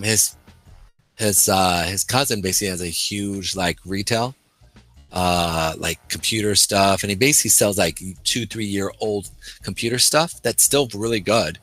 For dirt cheap, because he buys them in bulk from companies who no longer can sell them because they need the current products, right? The up-to-date products. So he buys them in bulk, the things that they can't sell. And so I'm trying to build an actual connection with him where he will go through and see if he'll support us. You know what I'm saying? And we basically mention him in our stuff as an ad, and you guys can buy stuff he does. You don't need to mention it on air. Yeah, you're right. All right, so let's go ahead. Let's go ahead and move forward here. One of the things I always like looking at is the crypto to US dollar ratio. And lo and behold, we actually saw a tick down 10 cents. So now, instead of at $65 to $1 US, it's actually now at $6.55 to $1. So there you go, my peoples. That's money in your pocket by simple math, because this went up. Yay, US debt. Okay, so next. Yay, US debt. And it's not the debt. It's not the thing you want, right? Here we go. Let's jump into the next level here. BTC, no, not BTC. MicroStrategies, which is where we're going to go into here. So MicroStrategies has been killing it. Now, I did not fully understand Mr. Saylor's plan, and it was actually brilliant.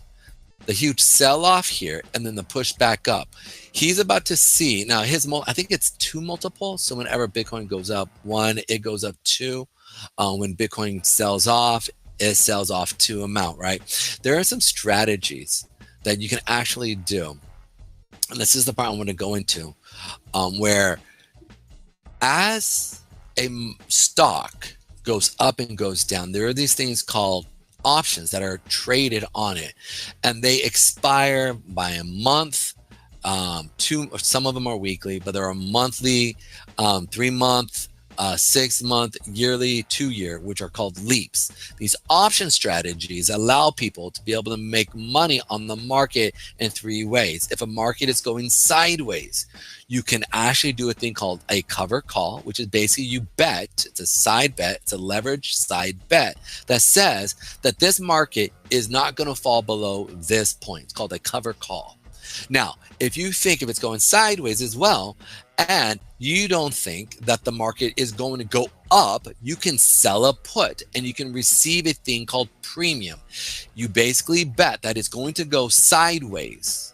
Okay, so these are sideways positions. Now, if you think a market is going to continue up and you want to play a safe strategy, you can just simply say, you know what, I'm going to take a cover call, which is a bullish position, to sit there and say that it's going to go up, and I will bet, right? Because you have to own the asset for a cover call. You don't want a naked cover call. So you own the asset of MicroStrategy. And in that same sense, what you do is you create a cover call much further down than what you normally would. Again, this is a side bet, and you can actually receive income from these actual positions. So one of the things that I look at is real simple, is that there are companies out there that play this, that do this. And I was actually told about this US debt clock. Sorry, I forgot to hit the save on this. There are companies out there that actually play these strategies that give you money on a monthly basis, and you can actually receive income. And so one of the ones that I was looking at was actually just brought to today by, it's called Misty. And what it is that we're going to pull it up here. Misty. Boom. Stock. Or no, I had it right here. Let me pull up my. Oh, there it is. Okay, sorry. Wrong one. It's AMD, Connor, MRT. While Pedro pulls this up, I'm going to take a moment to thank everybody watching us on the various channels today. You're watching DYOR Live here on the DYOR Media Network. We have this show, DYOR Live, every weekday, 12 to 2 p.m. Eastern Time. We have the Crypto Swamp Creatures, which is a podcast, a monthly podcast that comes out, in which Chris and Justin talk all about the nexus of crypto and Washington, D.C. and politics. Both of them are talking head type guys that appear on Fox News, News Nation, Newsmax, MSNBC, ABC, and all sorts of things. Very, I would say, nonpartisan in a nonpartisan way. And we also have other shows, the Crypto Chit Chats by Carmen Crypto. We have Rugged, Ruined, and Wrecked. It's a Netflix-style 3 seasons show that I put out a season every now and then about what goes wrong in crypto and examples, so you can learn what not to do. And I use quite a bit of humor to do so. And we also, Pedro and I have a show that we're trying to continue called the AI Life, in which we talk about the effects of AI and how it's basically going to change everything. Change everything. So all of you that are watching on the various outlets, including LinkedIn and X today, thank you for tuning in, whether you're watching live or on replay. Make sure you hit that like, subscribe button, that type of stuff. Follow us here on Rumble if you're watching us. Trying to get to 200 Rumblers here following us. Because that seems to be, from what I talk to other people, a nexus in which good things happen, and Rumble treats you as a proper channel, even though we are in the creator program, I might add. Pedro, which we need to do a premium news thing tonight. Tonight? Oh, or sometime before the end of the 31st. Let's do Wednesday. We can do Wednesday and Thursday. Actually, we could do. Shoot. I can't plan it right now because I have stuff. Yeah. Friday I'm driving to Toronto. Oh, I'm sorry. No, Saturday I'm driving to Toronto. Never mind. Let's plan it off the air. And for those of you, also a very important note. Pedro and I use a lot of lines in cultural references to the movie Happy Gilmore. And the movie Happy Gilmore 2 is out, and I have seen it, and it is hilarious, just like the first one. They did a great job. Cameo appearances, the story is excellent. It's as my father-in-law said, it's one of the stupidest movies I've ever seen, yet it's one of the funniest movies I've ever seen. The equivalent to the movie Airplane. You know, things are just not right, but man, is it funny. And the movie itself, while I won't ruin anyone's story about who's in it or the funny lines or anything like that, it's the reason it came out is because the PGA Tour is fighting against the Live Tour, and the kind of the behind-the-scenes message about the movie. This is public stuff, not ruining anything. Is just making fun of the Live Tour, and it's hilarious. The new Naked Gun, you're right, Draco. I can't wait to see that. I have not seen that yet, and hopefully it'll be just the same stupid humor. But nobody can do it as well as Leslie Nielsen did it. But we'll see if Liam Neeson can do it. He'll be one of the greatest actors of our time if he can pull that off. If he can pull off, I have certain skills, and then all of a sudden he's that great comic. You were like, dude, what can't this man do? He can save you and at the same time make you laugh. Okay, here we go. All right, so like I said, these are ETFs that are basically based off of these strategies, option strategies. And the primary thing behind these strategies is to give you an income. So right now, remember I talked to you guys about that. I wanted to bring, because at the top of the situation here, we've talked about this. Many of you are going to have fat bags. And those fat bags, I don't want you to see it go to zero again when we pull back from the all-time highs here. And so when we pull back, I want you guys to be able to bring money in. So I'm looking for strategies that you can use. And one of them is this type of strategy.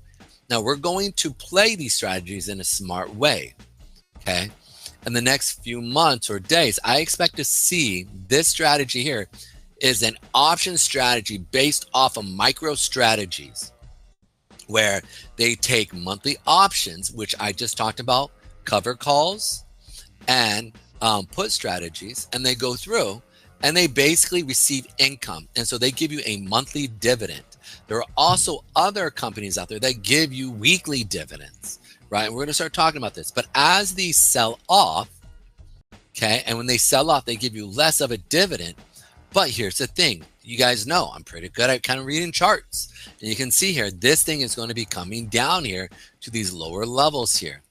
And so when these start to come down, you can actually buy in on these ETFs. And you can see the price point is roughly around $18. So we'll wait till it's around $18 to $16, right, as it starts to pull back. And you can see here that look at the monthly dividend. It pays you $1.23 when the price is sitting at $21. That basically is around 5 to 10% on a monthly basis. On some of these, when the price really go up, this is $1.47. This right here, at the high here, paid you $2. So it was sitting at 24 and it paid you 23. It's almost 10% on a monthly basis. Totally, And Mike. so, Totally. as Slapshot. and there's Oh a my lot God. of these out here that you can actually take Yes. advantage of. So when it comes down really low, okay, and let's say like you've got $10,000 or $5,000 and you want to receive some type of income. Well, 10 to 5% is 250, literally $250 to $500 on a monthly basis, right? And so as we come down to these lower levels here, these are a little bit safer area and they pay off a dividend. And so either you can decide you want to roll your money over or actually take the dividend from it, pay your taxes, and then use it accordingly. But these are little strategies I want to bring to you guys. And that's why I wanted to get there, because I want to show you everything that's happening. If we see MicroStrategy sell off, you will see this strategy sell off. If you see, if you see Bitcoin go up, MicroStrategy goes up, this goes up. So these are some of the plays that we're looking at. And again, you can pull your money out. These are simple ETFs. You can decide, and these are literally just called. It's actually this one here. It's called Yield Max. It's a MicroStrategy option or income strategy here. And so there's a lot of these here. So we're going to talk a little bit more about these and actually how they work. So as we see the pullback and the bear market come in, and you see a lot of these strategies pull back, okay, we buy in at the low, or I'm going to be buying in at the low. You guys do what you want, but I'm going to let you know, I'm looking to buy here. I'm looking to buy here so that I can receive a monthly income coming in for myself at, potentially 3 to 5%, 3 to 10% yield on a monthly basis. And you're like, just 3%?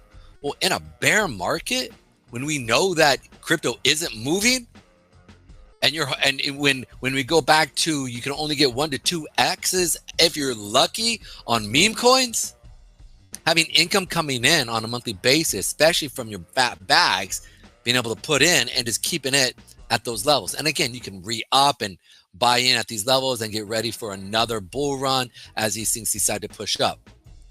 But again, the key point here is this: it's income coming in so that you can buy more crypto into the next bear or into the next bull market as we come and get ready for the bear market. And you're like, well, Pedro, we're just coming into the bull market. I'm always planning ahead for people. Okay, so if we're getting ready, we've been talking about this bull market here now for about 4 weeks, saying, all right, expected to go up. Now I'm expecting to hit certain levels, and I'm preparing for the next bear market that comes in so that we're prepared. All right, so that's it in a nutshell. Boom. Let's go into the top here. It's already 2 o'clock. Wow, how has that happened so quick?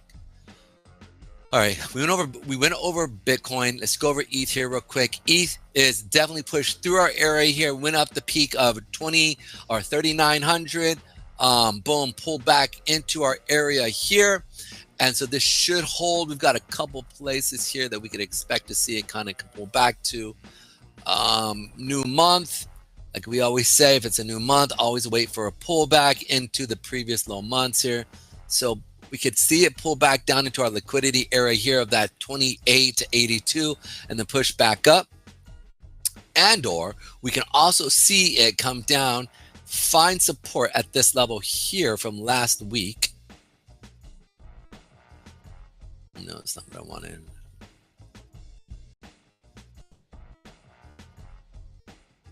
For this next month, but this is where these are going to be this is always a little tricky, right? How far can this thing go down before it finds its legs to go back up?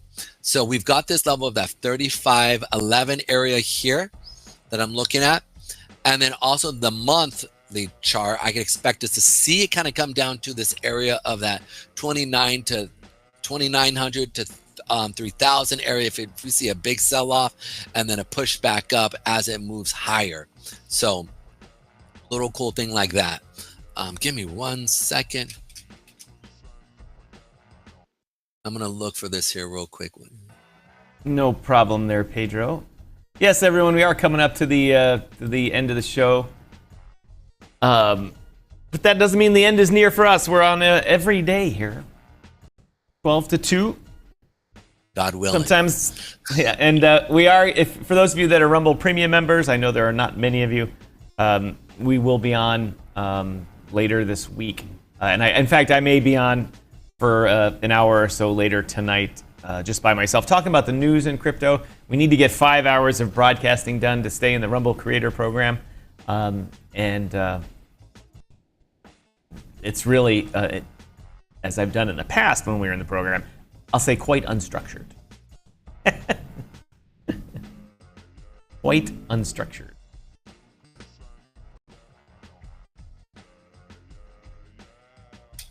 I didn't see that Pedro had... Ethereum. Did you just say how do you spell Ethereum?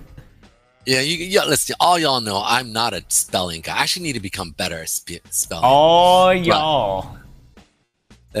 Grammar and spelling isn't my gift. All It y'all. is all good. All right, boom. So let's play this out here real quick. So this is the ETH call option strategy here. You can see as it's been moving up, these guys have been around since September of 2024 as things kind of sold off. But you can buy in. Again, these dividends don't hurt, right? Like, look right here. Like, they're paying you 35 cents on, like, that's almost, what is that, 0.35%? Actually, never mind. I thought this was different. I was looking at this and I thought it was different. Boom. Never mind. We won't look at those ones as much. But because at the most it's maybe paying 10%. I mean, it's not bad. I mean, 34 cents on 37 cents monthly. That's roughly compounded. If you reinvest, that can take care of you pretty well.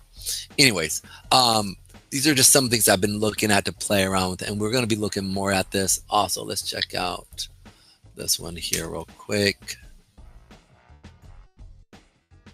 Holdings launch September. Boom.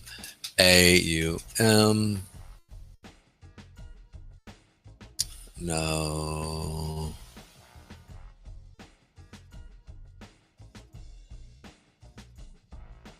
Let's try this here real quick.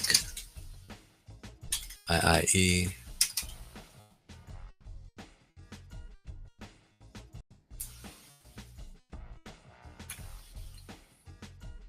Yeah, that's not going to work. I'm going to have to pull that up even further. But these are some of the things that I'm looking at to bring to you guys here as we keep moving forward into this bull market. This area here for ETH, I'm expecting us to pull back a little and then come back up and touch the all-time highs here. I was thinking we're going to see that this month, but not so much. It doesn't look like it's going to go unless we see a big push up, like we're coming down here, and all of a sudden we see a big push up as it comes down to go back up, and we see it end at the high of the week here into the month. And then if that happens, again, expect it to come down in the beginning of the month, push back up mid and to the end of the month.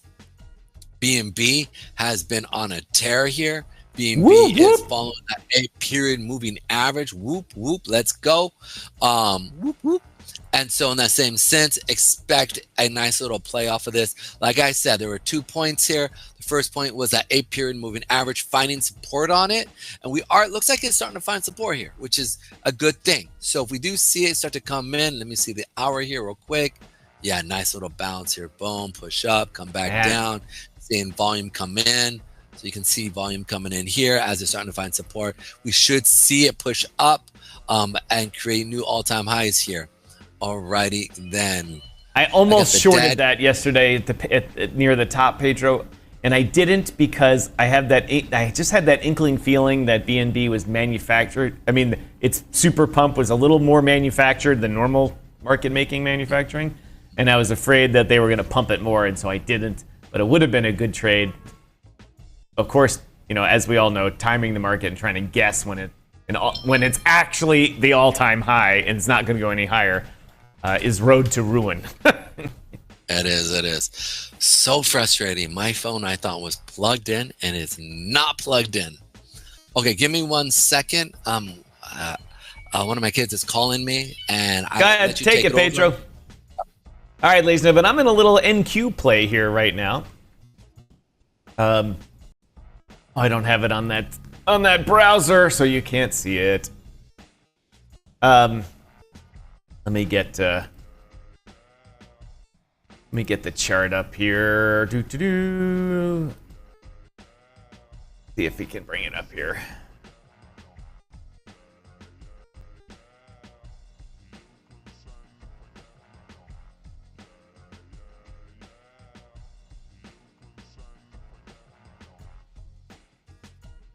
This is taking a while to load.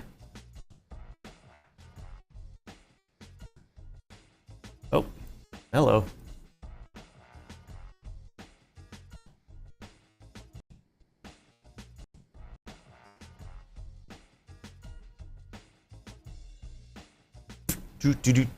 Sorry, I gotta make sure I can't see my studio screen. Anyway, what we have here is the Nasdaq, and I've been testing out some trading in Nasdaq. It's in real life money. It's not in demo mode, but it's using the same model that I use on Bitcoin. And what we have here is a liquidity sweep here between the hours of 9 a.m. and 11 p.m. This from right here. Draw the line here. The line. Oh, why does this chart do that? Drive me nuts. All right, this down sweep here is what we call a liquidity sweep. The market makers pushed it up right here, got everyone thinking there was going to be a big run up this morning in the Nasdaq, and then boop, all the way down for the next 2 hours. And then, you back, Pedro? Mic's off. All right, let's finish off this week real quick. All right, I'll get back to this after Pedro is done. Yes, I'm spending the day with him, and so long story short, just want to make sure. He was like, "Are we still getting together?" I said, "Absolutely." So, all right, so you can see here BNB, we're seeing it kind of pull back down into these lower levels. I'm enjoying this pullback because the reality is how far is BNB going to go? Like I said, I kind of expected to get all the way up. Oh, where it's at? Here it is. Boom.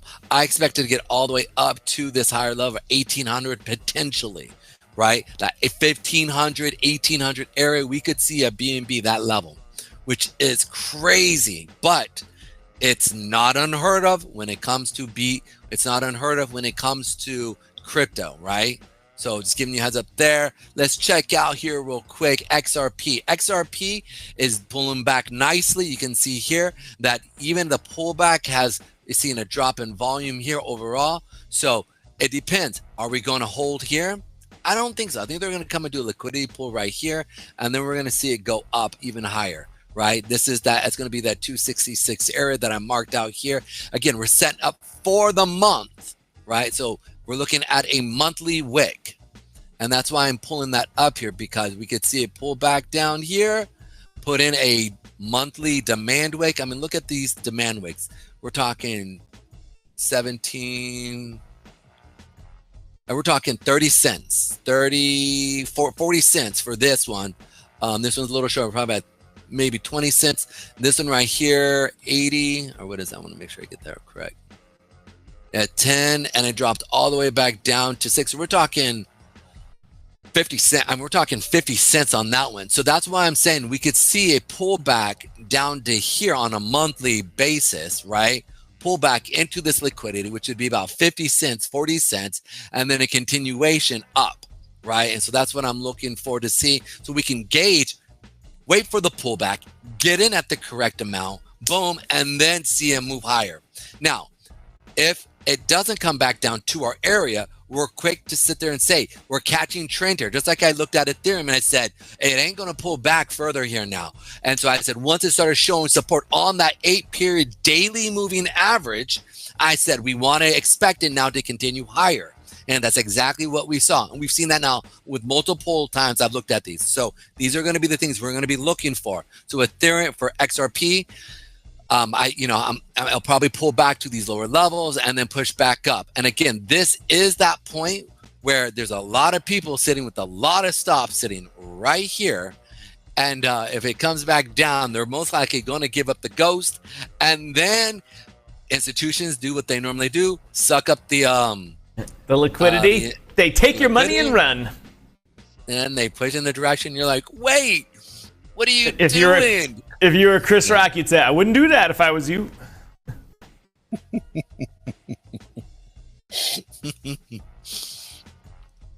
That was so fun. Get a white friend when you drive around. Check for warrants. Check for warrants. Does he have your cocaine on him? Leave your crazy woman at home. Such a good.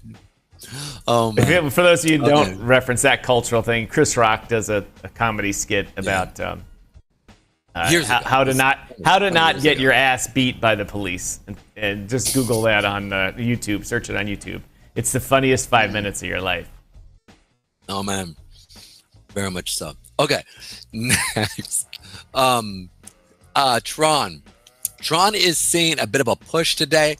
We came up into this area here I talked about, but I said don't expect this pullback to like go back further, because I said as we saw, the pullback had a very small amount of volume here.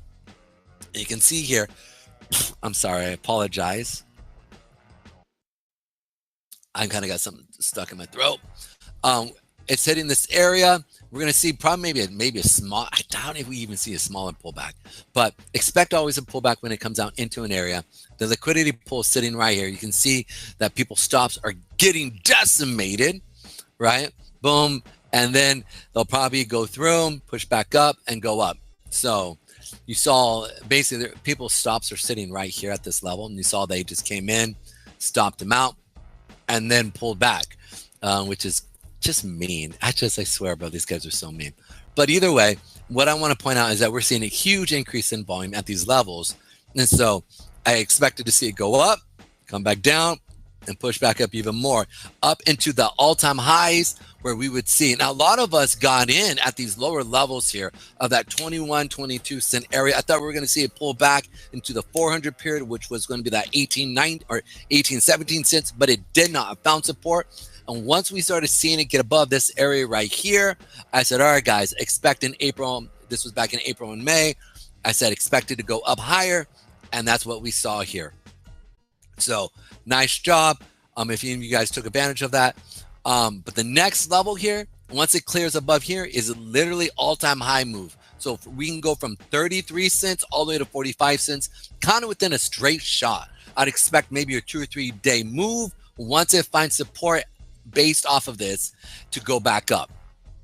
So that's going to be TRX. Now, if you look at Doge is actually coming down into our liquidity areas here recently. So we came down into this area. You can see here that it played off our liquidity area, saw a push back up, but found support, found resistance on the 8, and now we're continuing down. The next liquidity area is going to be at that 21 cent area. And so this area is going to be at the 200 period moving average. That is that 21.52 area, 21 cent 52 area. And so I expect to see a pretty good pullback here. And additionally to that, we actually have a daily moving, or we have a daily zone here at this level.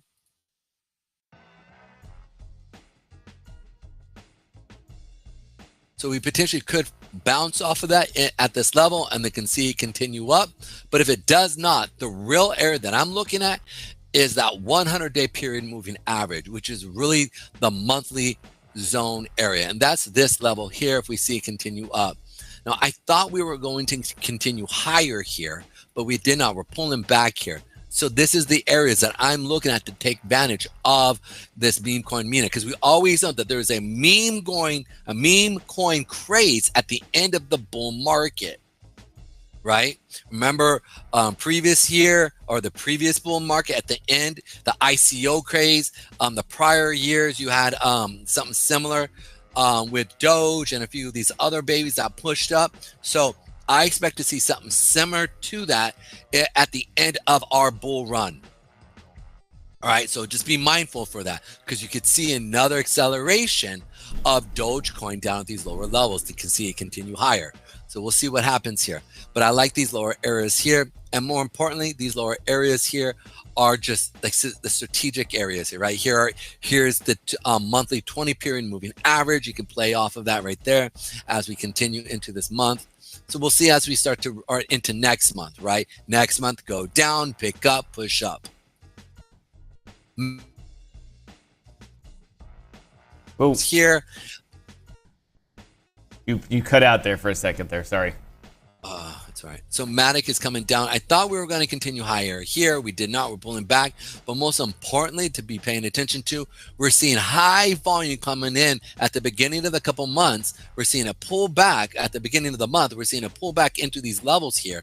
But again, we're seeing with the pullback, the sell-off, you can see here that the volume here is not there, right? And this is the weekly charts here. So the volume is not picking up there. And so in the next, I believe in the next month, we should see it come down, go back up, and continue higher. And we're going to be playing off of the previous highs here, as well as that 50 period moving average. But ultimately, when we come back down, look to pick up some Matic and then take advantage of it to continue higher up to that 31 cents. And again, I think we'll most likely bounce off of this area here and then continue higher into the bull run. ADA, what time is it now? But we are not, I'm not, and I got to go. It's it's 2:20. Yeah, I got to roll too. Yeah. All right, guys. So thank you so much. We'll finish off tomorrow. We're gonna be doing either meme coins or blockchains again. The smaller blockchains. It's the new month coming out, so we're gonna get a new set of blockchains potentially that we can take advantage of to see where the volume is increasing.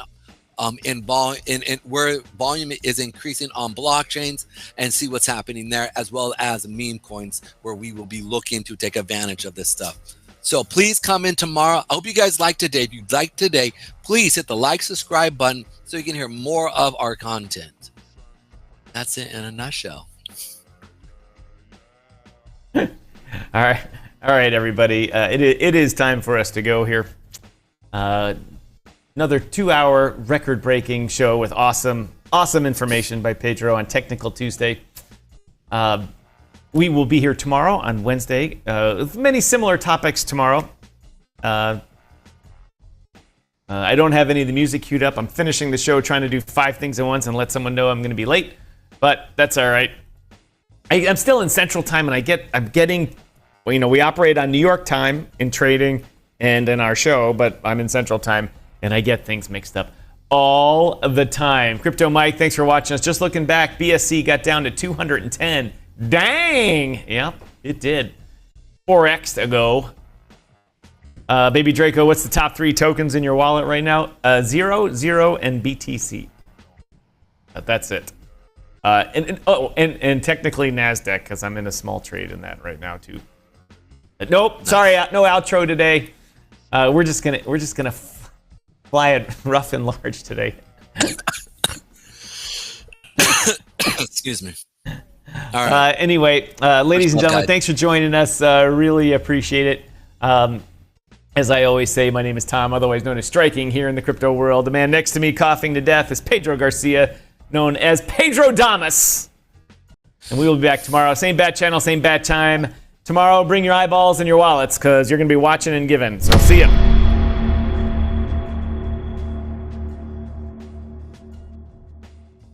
Oh, no, not crypto Jesus.